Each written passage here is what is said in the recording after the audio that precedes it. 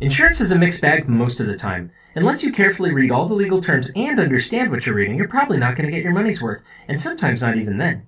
Identity theft insurance is no different. The most well-known example is LifeLock. The ad campaign that put them on the map showed their CEO, Todd Davis, flashing his social security card on TV and in print ads and daring thieves to steal his identity. Since then, he's experienced at least 13 instances of identity theft, but people don't hear about that. They just hear $1 million guarantee.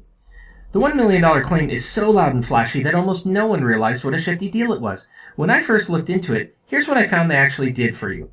Number one, they placed fraud alerts for you, which if you watch my other video, you'll quickly learn isn't worth anything. Number two, they renew the fraud alerts.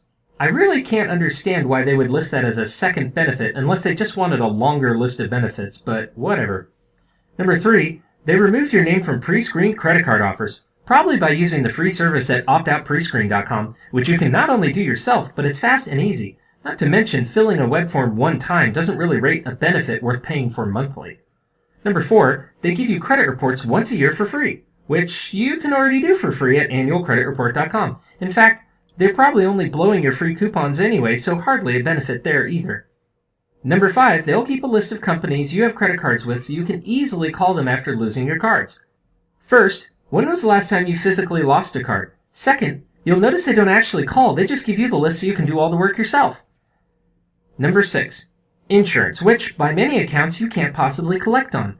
The wording in their documentation says you can collect if there's a failure or defect in the service, and they'll pay for legal party services that they believe is necessary, blah, blah, blah. The point is that they're buried in loopholes and gotchas.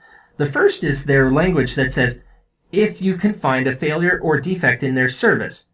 What service? The 5 preceding nothings they offered? I guess that means if you can somehow prove they didn't keep a list of credit card phone numbers, maybe you could get some money? The second is that LifeLock gets to judge what is a reasonable and necessary expense in recovering your identity, which, I'm sure they'd only hire the best lawyers, right?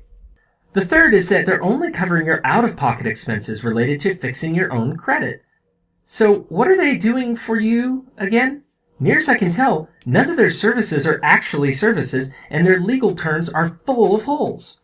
In fact, the chasm between what they actually do for you versus their fancy $1 million guarantee is so wide they ended up paying a $12 million settlement to the Federal Trade Commission for false advertising, which I'm sure really taught them a lesson. The point is this. There are a lot of companies out there who are profiting from identity theft but don't actually do anything to help you. Fraud alerts are worthless, monitoring services are a cheat, and most insurance plans probably aren't much better than LifeLock. If you want to protect your identity, there's only 2 things you need to do.